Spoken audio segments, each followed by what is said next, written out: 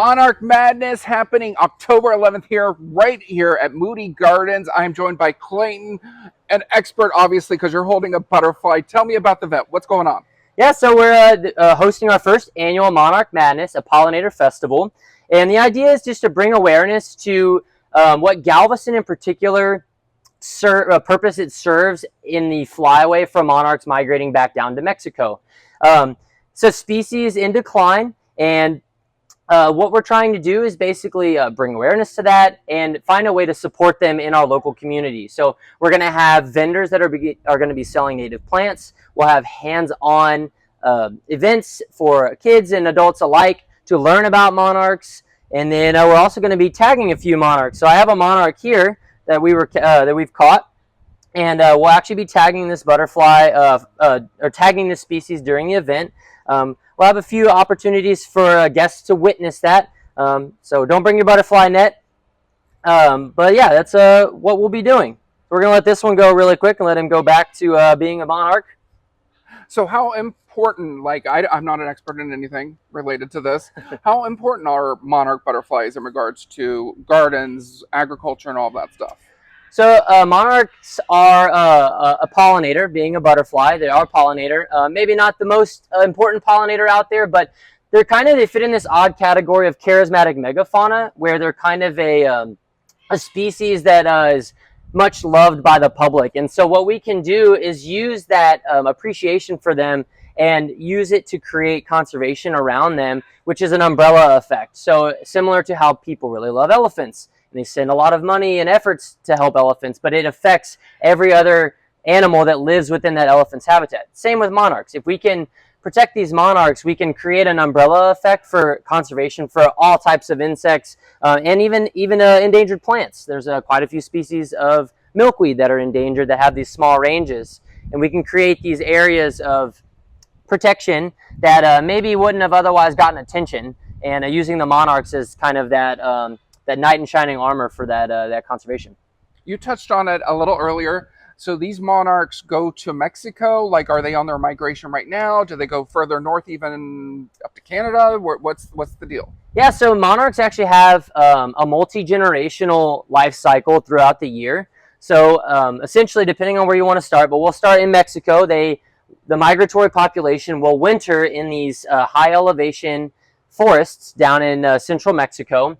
And once spring starts to hit, they will begin their migration north. And through that migration, we will see them relatively early, usually mid-March is when we'll start seeing monarchs. And they'll go all the way as far north as Canada.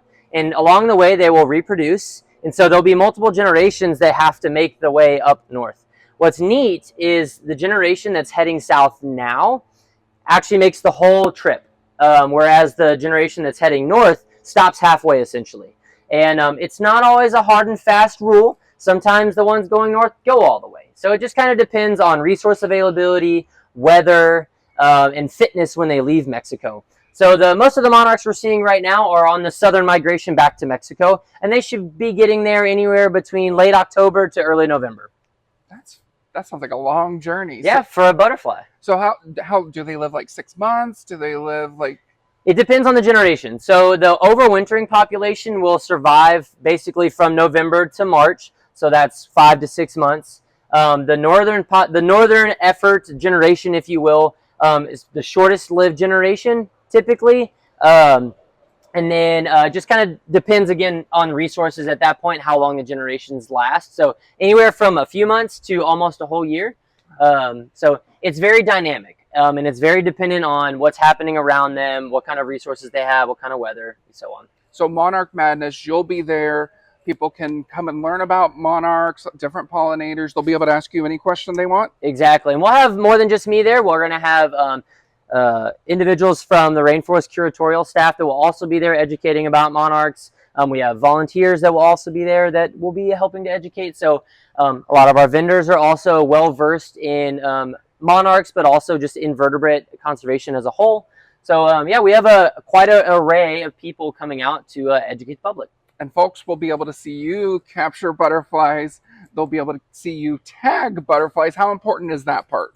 So that's a really great way for monarch Monarch Watch to gather data on what migration looks like, especially for that year. So the tag carries all of the data from the location it was tagged, when it was tagged, whether it was male or female.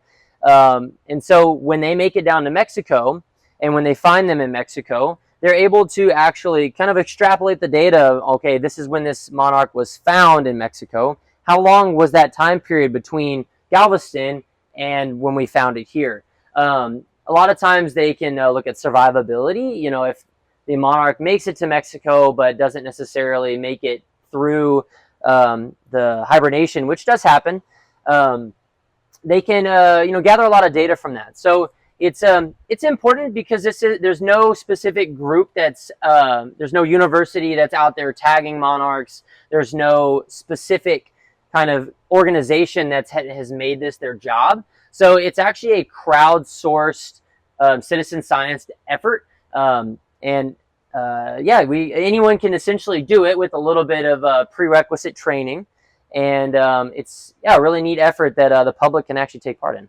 That's awesome. All right, Monarch Madness happening October 11th right here at Moody Gardens. It is a free, family-friendly event. You can find out more information right now at moodygardens.org. And if you want to meet Clayton, ask him any question about anything pollinator related, monarch related, come out and have a great time. Thank you, Clayton. Thank you.